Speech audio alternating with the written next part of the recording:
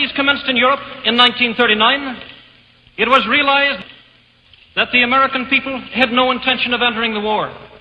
But they believed that this country could be enticed into the war in very much the same way that it was enticed into the last one.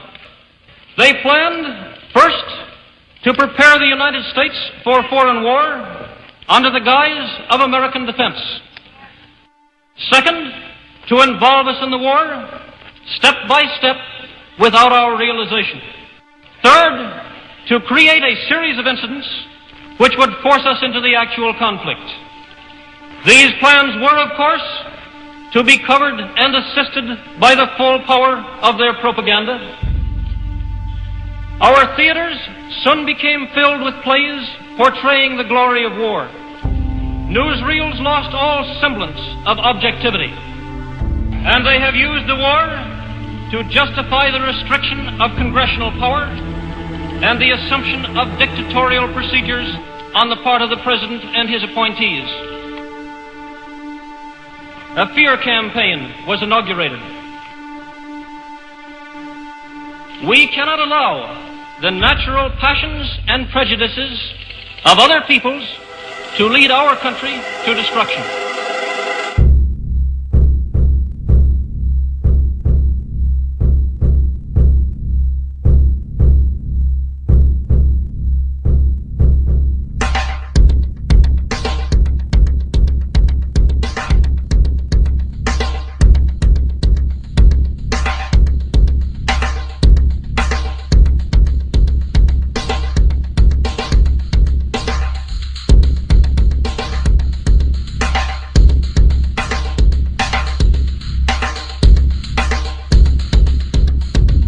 In 1775, the American Revolutionary War began as the American colonies sought to detach from England and its oppressive monarchy. Though many reasons are cited for the revolution, one in particular sticks out as the prime cause: that King George III of England outlawed the interest-free, independent currency the colonies were producing and using for themselves, in turn forcing them to borrow money from the Central Bank of England at interest, immediately putting the colonies into debt. And, as Benjamin Franklin later wrote, the refusal of King George III to allow the colonies to operate an honest money system which freed the ordinary man from the clutches of the money manipulators was probably the prime cause of the Revolution. In 1783, America won its independence from England. However, its battle against the central bank concept and the corrupt, greed-filled men associated with it had just begun. So what is a central bank? A central bank is an institution that produces the currency of an entire nation. Based on historical precedent, two specific powers are inherent in central banking practice: the control of interest rates and the control of the money supply, or inflation. The central bank does not simply supply a government's economy with money, it loans it to them at interest. Then, through the use of increasing and decreasing the supply of money, the central bank regulates the value of the currency being issued. It is critical to understand that the entire structure of this system can only produce one thing in the long run: debt. It doesn't take a lot of ingenuity to figure this scam out. For every single dollar produced by the central bank is loaned at interest. That means every single dollar produced is actually the dollar plus a certain percent of debt based on that dollar. And since the central bank has the monopoly over the production of the currency for the entire country, and they loan each dollar out with immediate debt attached to it, where does the money to pay for the debt come from? It can only come from the central bank again, which means the central bank has to perpetually increase its money supply to temporarily cover the outstanding debt created, which in turn, since that new money is loaned out at interest as well, creates even more debt. The end result of this system without fail is slavery, for it is impossible for the government and thus the public to ever come out of the self-generating debt. The founding fathers of this country were well aware of this.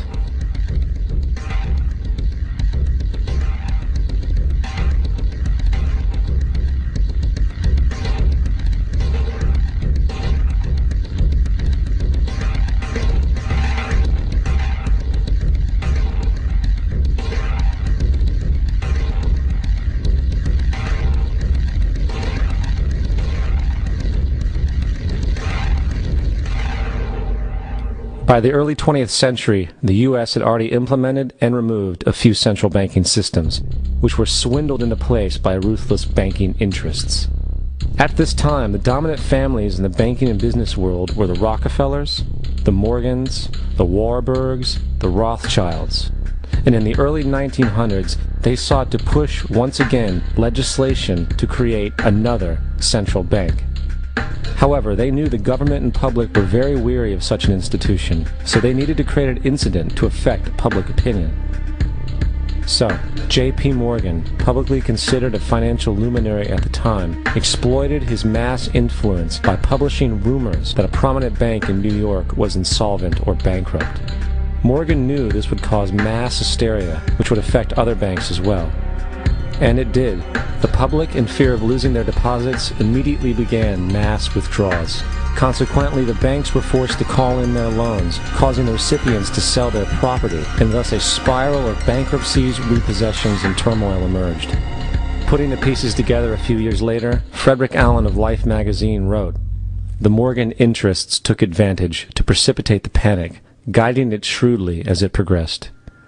Unaware of the fraud, the Panic of 1907 led to a congressional investigation headed by Senator Nelson Aldrich, who had intimate ties to the banking cartels and later became part of the Rockefeller family through marriage. The commission, led by Aldrich, recommended a central bank should be implemented so a panic like 1907 could never happen again. This was the spark the international bankers needed to initiate their plan.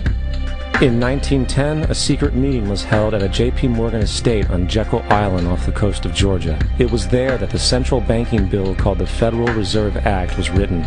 This legislation was written by bankers, not lawmakers.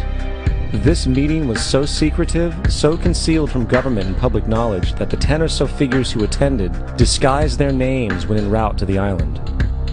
After this bill was constructed, it was then handed over to their political frontman, Senator Nelson Aldrich, to push through Congress. And in 1913, with heavy political sponsorship by the bankers, Woodrow Wilson became president, having already agreed to sign the Federal Reserve Act in exchange for campaign support. And 2 days before Christmas, when most of Congress was at home with their families, the Federal Reserve Act was voted in, and Wilson in turn made it law. Later, Woodrow Wilson wrote, in regret,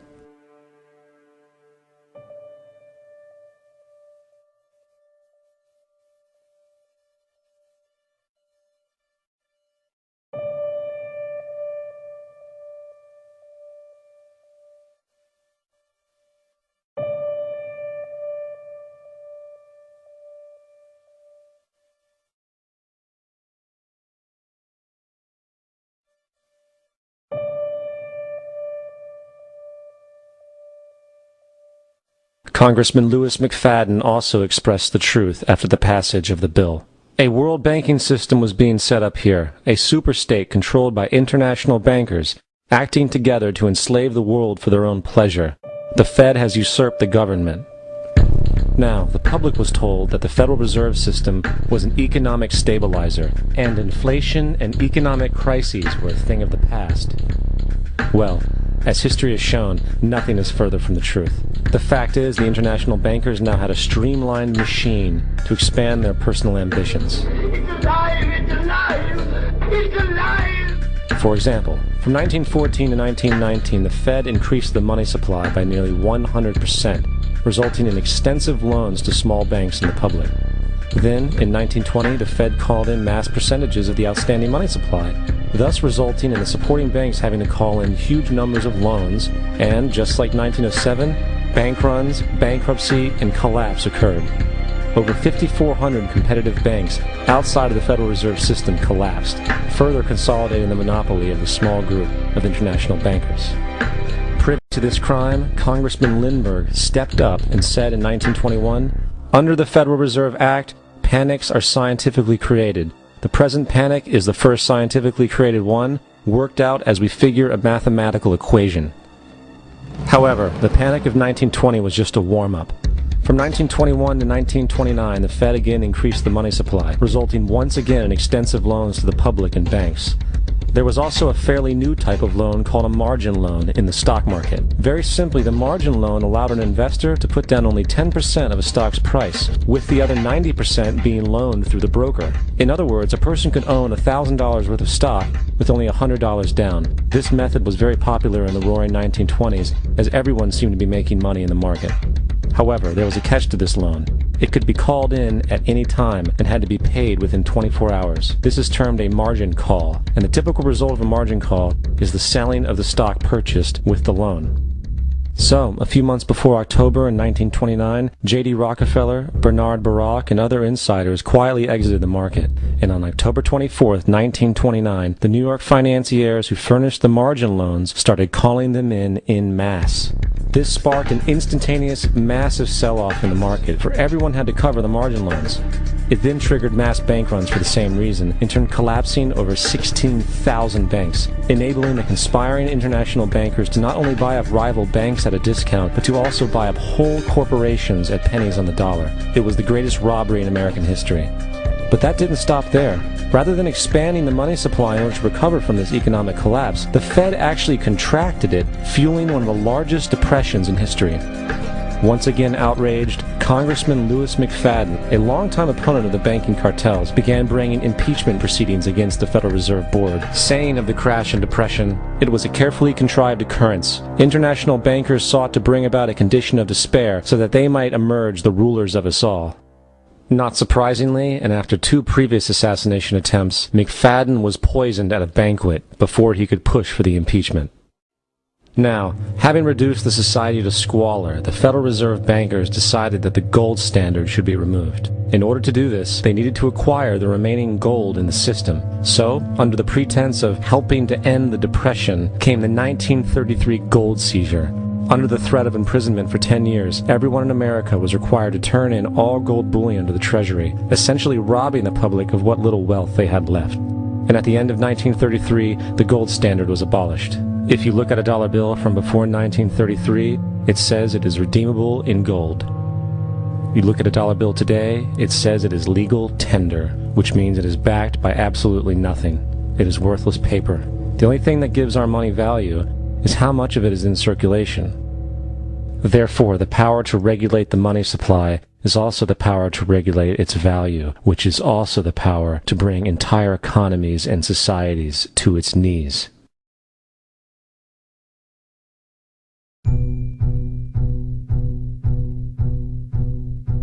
It's important to clearly understand, the Federal Reserve is a private corporation. It is about as Federal Express.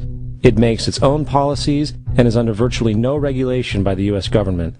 It is a private bank that loans all the currency at interest to the government, completely consistent with the fraudulent central banking model that the country sought to escape from when it declared independence in the American Revolutionary War. Now, going back to 1913, the Federal Reserve Act was not the only unconstitutional bill pushed through Congress. They also pushed the federal income tax. It's worthwhile to point out that the American public's ignorance towards the federal income tax is a testament to how dumbed down and oblivious the American population really is. First of all, the federal income tax is completely unconstitutional, as it is a direct, unapportioned tax. All direct taxes have to be apportioned to be legal based on the Constitution. Secondly, the required number of states in order to ratify the amendment to allow the income tax was never met, and this has even been cited in modern court cases.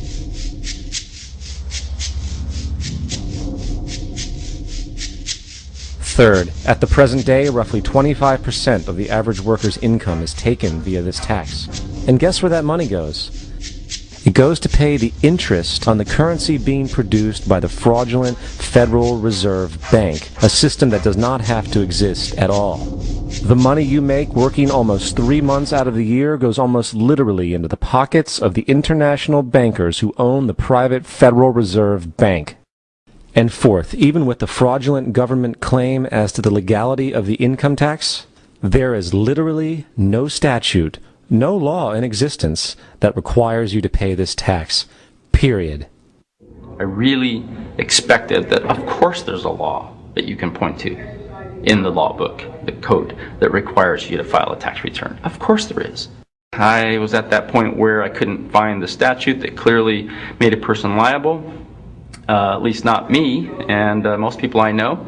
And I had no choice in my mind except to resign. Based on the research that I did throughout the year 2000 and that I'm still doing, I have not found that law. I've asked Congress, we've asked a lot of people in the IRS commissioners, helpers. They can't answer, because if they answer, the American people are going to know that this whole thing is a fraud. I haven't filed an federal income tax return since I left. I have not filed a tax return since 1999. The income tax is nothing less than the enslavement of the entire country. Now, the control of the economy and the perpetual robbery of wealth is only one side of the Rubik's Cube the bankers hold in their hands. The next tool for profit and control is war. Since the inception of the Federal Reserve in 1913, a number of large and small wars have commenced. The three most pronounced were World War I, World War II, and Vietnam. World War I. In 1914, European wars broke out centered around England and Germany. The American public wanted nothing to do with the war. In turn, President Woodrow Wilson publicly declared neutrality. However, under the surface, the U.S. administration was looking for any excuse it could find to enter it. In a noted observation by Secretary of State William Jennings, the large banking interests were deeply interested in the World War because of the wide opportunities for large profits. It's important to understand that the most lucrative thing that can happen for the international bankers is war, for it forces the country to borrow even more money from the Federal Reserve Bank at interest. Woodrow Wilson's top advisor and mentor was Colonel Edward House, a man with intimate connections with the international bankers who wanted in the war. In a documented conversation between Colonel House, Wilson's advisor, and Sir Edward Grey, the Foreign Secretary of England, regarding how to get America into the war, Grey inquired, "What will Americans do if Germans sink an ocean liner with American passengers on board?" House responded, "I believe that a flame of indignation would sweep the United States, and that by itself would be sufficient to carry us into war." So, on May 7, 1915, on essentially the suggestion of Sir Edward Grey, a ship called the Lusitania was deliberately sent into German-controlled waters, where German military vessels were known to be. And, as expected, German U-boats torpedoed the ship, exploding stored ammunition, killing 1,200 people. To further understand the deliberate nature of this setup, the German embassy actually put advertisements in the New York Times telling people that if they boarded the Lusitania, they did so at their own risk, as such a ship sailing from America to England through the war zone would be liable to destruction. In turn, and as anticipated, the sinking of the Lusitania caused a wave of anger among the American population, and America entered the war a short time after. The First World War caused 323,000 American deaths. J.D. Rockefeller made $200 million off of it. Not to mention the war cost about $30 billion for America, most of which was borrowed from the Federal Reserve Bank at interest, furthering the profits of the international bankers. World War II. On December 7, 1941, Japan attacked the American fleet at Pearl Harbor, triggering our entry into that war. President Franklin D. Roosevelt declared the attack was a day that will live in infamy. A day of infamy indeed, but not because of the alleged surprise attack on Pearl Harbor. After 60 years of surfacing information, it is clear that not only was the attack on Pearl Harbor known weeks in advance, it was outright wanted and provoked. Roosevelt, whose family had been New York bankers since the 18th century, whose uncle Frederick was on the original Federal Reserve Board, was very sympathetic to the interests of the international bankers, and the interest was to enter the war, as we've seen, nothing is more profitable for international bankers than war. In a journal entry by Roosevelt's Secretary of War Henry Stimson, dated November 25, 1941, he documented a conversation he had with Roosevelt. The question was, how should we maneuver them into firing the first shot? It was desirable to make sure the Japanese be the ones to do this, so that there should remain no doubt as to who were the aggressors. In the months leading up to the attack on Pearl Harbor, Roosevelt had done almost everything in his power to anger the Japanese, showing a posture of aggression. He halted all of Japan's imports of American petroleum. He froze all the Japanese assets in the United States. He made public loans to nationalist China and supplied military aid to the British, both enemies of Japan in the war, which, by the way, is completely in violation of international war rules. And on December 4th, 3 days before the attack, Australian intelligence told Roosevelt about a Japanese task force moving towards Pearl Harbor. Roosevelt ignored it. So, as hoped and allowed, on December 7, 1941, Japan attacked Pearl Harbor, killing 2,400 soldiers. Before Pearl Harbor, 83% of the American public wanted nothing to do with the war. After Pearl Harbor, 1 million men volunteered for the war. It is important to note, Nazi Germany's war effort was largely supported by two organizations, one of which was called IG Farben. IG Farben produced 84% of Germany's explosives, and even the Zyklon B used in the concentration camps to kill millions. One of the unspoken partners of IG Farben was J.D. Rockefeller's Standard Oil Company in America. In fact, the German Air Force could not operate without a special additive patented by Rockefeller's Standard Oil. The drastic bombing of London by Nazi Germany, for example, was made possible by a $20 million sale of fuel to IG Farben by the Rockefeller Standard Oil Company. This is just one small point on the topic of how American business funded both sides of World War II. One other treasonous organization worth mentioning is the Union Banking Corporation of New York City. Not only did it finance numerous aspects of Hitler's rise to power, along with actual materials during the war, it was also a Nazi money laundering bank, which was eventually exposed for having millions of dollars of Nazi money in its vaults. The Union Banking Corporation of New York was eventually seized for violations of the Trading with the Enemy Act. Guess who the director and vice president of the Union Bank was? Prescott Bush, our current president's grandfather, and of course our former president's father. Keep that in mind when considering the moral and political dispositions of the Bush family. Vietnam. The United States' official declaration of war on North Vietnam in 1964 came after an alleged incident involving two U.S. destroyers being attacked by North Vietnamese PT boats in the Gulf of Tonkin. This was known as the Gulf of Tonkin incident. This single situation was the catalytic pretext for massive troop deployment and full-fledged warfare. One problem, however, the attack on the U.S. destroyers by Vietnamese PT boats never happened. It was a completely staged event to have an excuse to enter the war. Former Secretary of Defense Robert McNamara stated years later that the Gulf of Tonkin incident was a mistake, while many other insiders and officers have come forward, relaying that it was a contrived farce, a complete lie.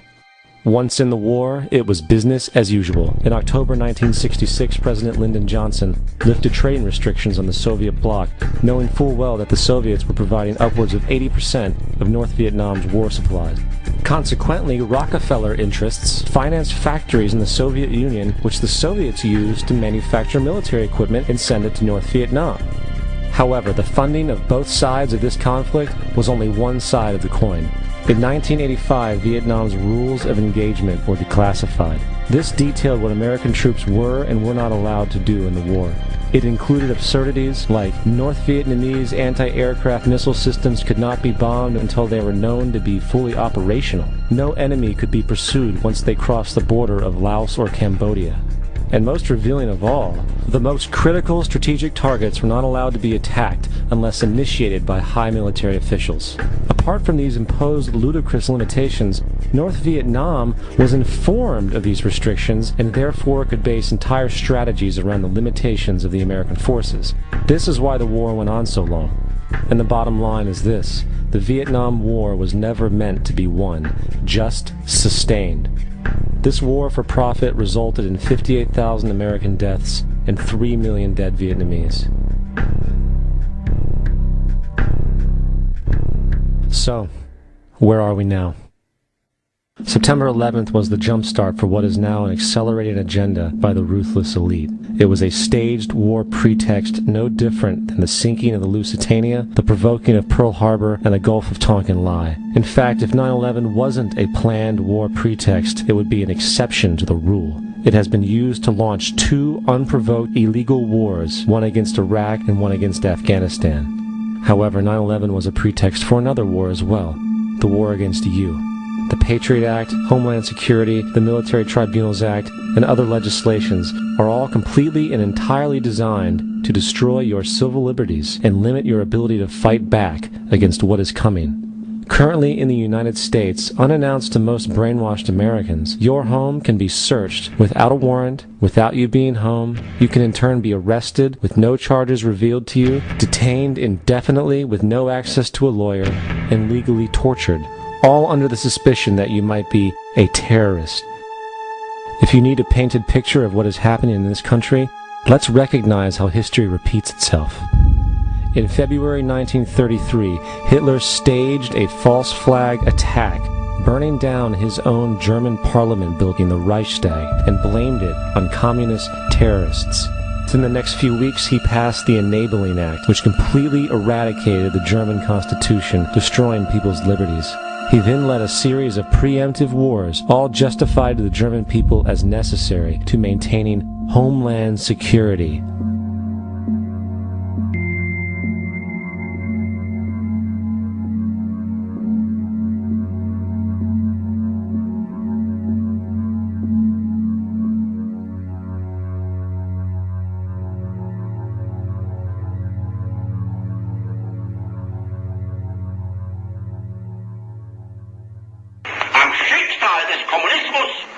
Und der sich mit ihm verbrüdernden anderen Organisationen ändert dies nichts.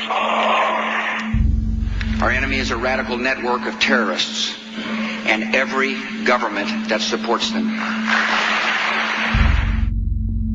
It's time to wake up. The people in power go out of their way to make sure that you are perpetually misled and manipulated. The majority's perception of reality, especially in the political arena, is not their own. It is shrewdly imposed upon them without them even knowing it. For example, the public at large actually believes the invasion of Iraq is going badly, as sectarian violence doesn't seem to stop. What the public fails to see is that the destabilization of Iraq is exactly what the people behind the government want. This war is to be sustained so the region can be divided up, domination of the oil maintained, continual profits reaped for the defense contractors, and most importantly, permanent military bases established to be used as a launching pad against other oil-bearing, non-conforming countries such as Iran and Syria. For further implication that the civil war and destabilization is purely intentional, in 2005, 2 elite British SAS officers were arrested by Iraqi police after being caught driving around in their car shooting at civilians while dressed up as Arabs. After being arrested and taken to a jail in Basra, the British Army immediately requested the release of these men. When the Basra government refused, British tanks came in and physically broke out the men from the Basra prison. If you wish to destroy an area, how do you do it? Well, there are 2 ways. You can go in there and bomb it and so forth, but that is not very efficient. What you do is you try to get the people in that area to kill each other and to destroy their own territory, their own farms. And that's what's been done in that area. The way in which you destroy an opponent is get him to destroy himself by dividing his ranks against one another. Then you feed both sides. You have agents feeding both sides, inflaming both sides. And they kill each other off. And it's time that some of us woke up to this reality to understand that people who try to maintain empires and create empires do it by manipulating the people they're trying to conquer. You might want to ask yourself why the entire culture is utterly saturated with mass media entertainment from all sides, while the educational system in America continues its stupefying downward slide since the U.S. government decided to take over and subsidize the public school system. What your government pays for, it gets. When we understand that, then we look at government-financed institutions of education and see the kind of students and the kind of education that's being turned out by these government-financed schools. Logic will tell you that if what is being turned out in those schools was not in accord with what the state and the federal government wanted, then it would change it. The bottom line is that the government is getting what they have ordered. They do not want your children to be educated. They do not want you to think too much. That is why our country and our world has become so proliferated with entertainments, mass media, television shows, amusement parks, drugs, alcohol, and every kind of entertainment to keep the human mind entertained, so that you don't get in the way of important people by doing too much thinking. You had better wake up and understand that there are people who are guiding your life and you don't even know it. We're in a lot of trouble because you people and 62 million other Americans are listening to me right now, because less than 3% of you people read books, because less than 15% of you read newspapers, because the only truth you know is what you get over this tube. Right now, there is an entire generation that never knew anything that didn't come out of this tube. This tube is the gospel, the ultimate revelation. This tube can make or break presidents, popes, prime ministers. This tube is the most awesome goddamn force in the whole godless world. And woe is us if it ever falls into the hands of the wrong people. And when the largest company in the world controls the most awesome goddamn propaganda force in the whole godless world, who knows what shit will be peddled for truth on this network. So you listen to me. Listen to me. Television is not the truth. Television is a goddamn amusement park.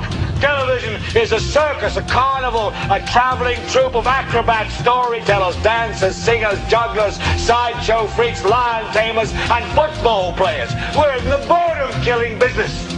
But you people sit there day after day, night after night, all ages, colors, creeds. We're all you know. You're beginning to believe the illusions we're spinning here. You're beginning to think that the tube is reality and that your own lives are unreal. You do whatever the tube tells you. You dress like the tube. You eat like the tube. You raise your children like the tube. You even think like the tube. This is mass madness, you maniacs. In God's name, you people are the real thing. We are the illusion. The last thing the men behind the curtain want is a conscious, informed public capable of critical thinking, which is why a continually fraudulent zeitgeist is output via religion, the mass media, and the educational system. They seek to keep you in a distracted, naive bubble, and they are doing a damn good job of it. In 2005, an arrangement between Canada, Mexico, and the United States was made. This arrangement, unannounced to the public, unregulated by Congress, merges the United States, Mexico, and Canada into one entity, erasing all borders. It's called the North American Union, and you might want to ask yourself why you've never heard of this. In fact, there is only one mainstream reporter who has actually heard of and has had the courage to cover this issue. The Bush administration's open borders policy and its decision to ignore the enforcement of this country's immigration laws is part of a broader agenda.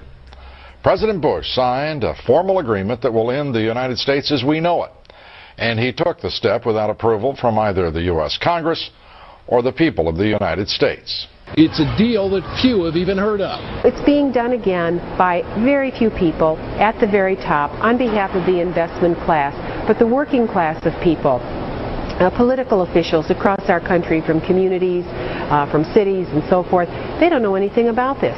This isn't some trade agreement. It is a total removal of sovereignty from these countries, which will also result in a completely new currency called the Amero. Fall. Apart from that, I think one thing people who are dollar-based need to focus on is the Amero. That's the one thing that nobody's talking about, but I think it's going to have a big impact on everybody's life in Canada, the U.S., and Mexico. The Amero is the proposed new currency for the North American community, which is being developed right now between Canada, the U.S., and Mexico to make a borderless community, much like the EU, and the dollar, Canadian dollar, U.S. dollar, and the Mexican peso replaced by the Amero. By default of this agreement, the American Constitution will eventually be obsolete. You would think that a situation like this would be on the cover of every major newspaper. That is until you realize that the people who are behind this movement are the same people behind the mainstream media, and you are not told what you're not supposed to know. The North American Union is the same concept as the European Union, the African Union, and the soon-to-be Asian Union, and the same people are behind all of them. And, when the time is right, the North American Union, the European Union, the African Union, and the Asian Union will be merged together, forming the final stages of a plan these men have been working on for over 60 years. A one-world government.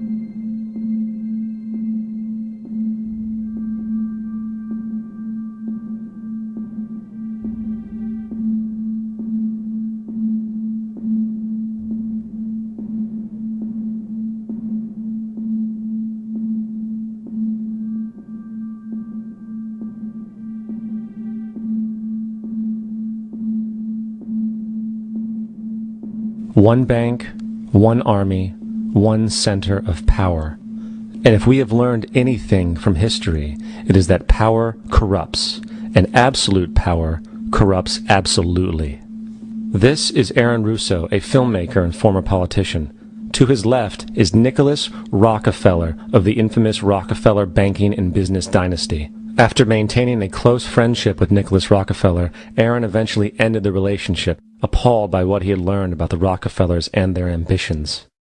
I got a call one day from an attorney woman I knew, and she said, "Would you like to meet one of the Rockefellers?" I said, "Sure, I'd love to." And we became friends, and he began to divulge a lot of things to me. So he said to me one night, he said that there's going to be an event there, and out of that event, you're going to see we're going to go into Afghanistan, so we can run pipelines from the Caspian Sea. We're going to go into Iraq to take the oil and establish a base in the Middle East, and we're going to go into Venezuela and try and get rid of Chavez. And the first two they've accomplished. Chavez they didn't accomplish. And he said you're going to see guys going into caves looking for looking for people that they're never going to find. You know, he was laughing about the fact that you have this war on terror. There's no real enemy. He's talking about how by having this war on terror, you can never win it because so it's an eternal war, and so you can always keep taking people's liberties away. And I said, how are you going to convince people that this war is real? He said, but the media can convince everybody it's real. I mean, you know, it's just that you keep talking about things, you keep saying it over and over and over again, and eventually people believe it. You know, you created the Federal Reserve in 1913 through lies.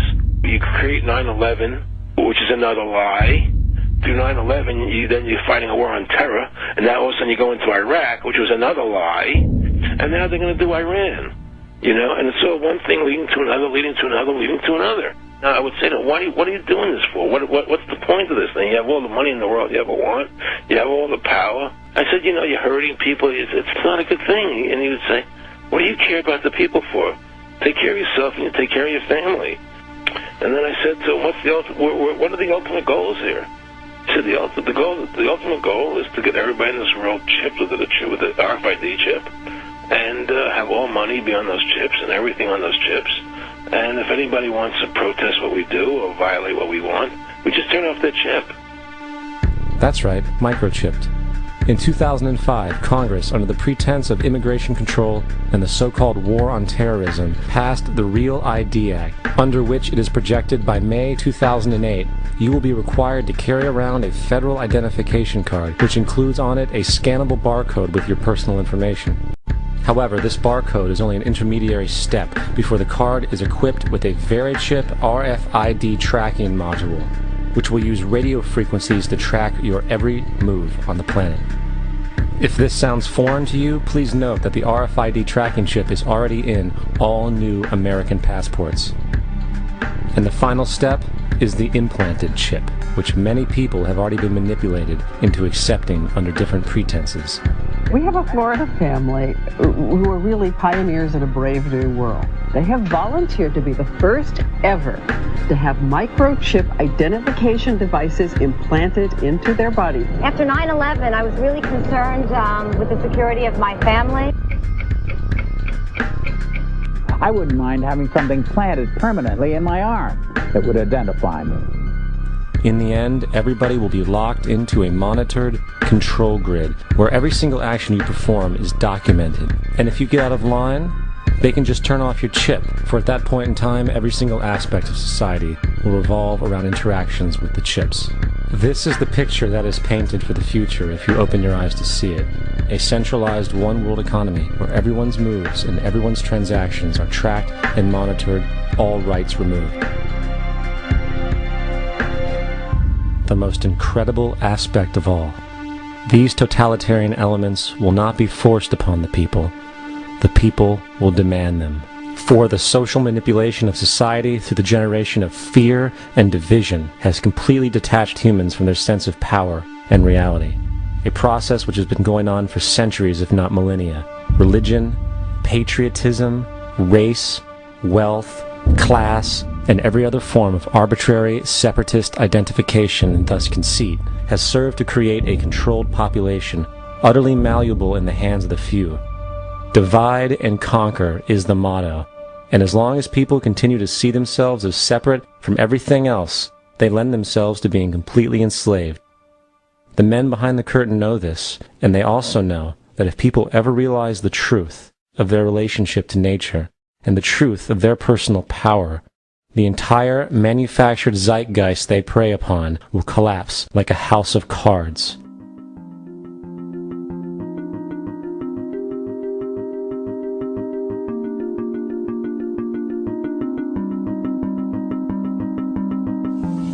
The whole system that we live in drills into us that we're powerless, that we're weak, that our society is evil, that it's crime-ridden, etc., and so forth. It's all a big fat lie. We are powerful, beautiful, extraordinary. There is no reason why we cannot understand who we truly are, where we are going. There is no reason why the average individual cannot be fully empowered. We are incredibly powerful beings. You know, I think I spent 30 years of my life, the first 30, trying to become something. I wanted to become good at things. I wanted to become good at tennis. I wanted to become good at school and grades and everything I kind of viewed in that perspective. I'm not okay the way I am, but if I got good at things, I realized that I had the game wrong. The game was to find out what I already was. Find out what I already was.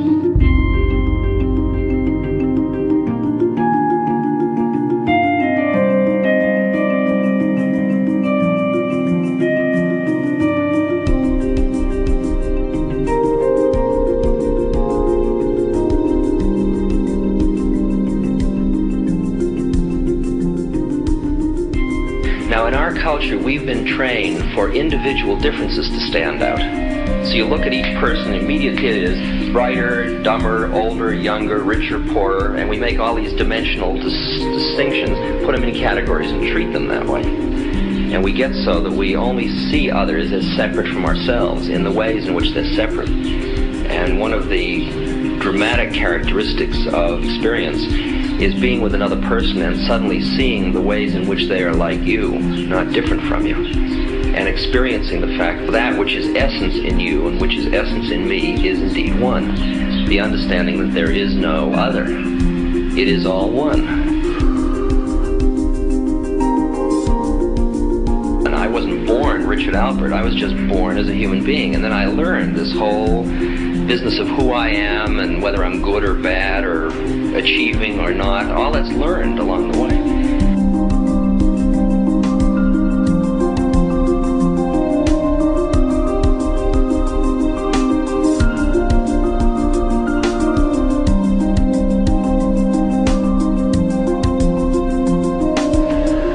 The old appeals to racial, sexual, and religious chauvinism, to rabid nationalist fervor, are beginning not to work. A new consciousness is developing which sees the earth as a single organism and recognizes that an organism at war with itself is doomed.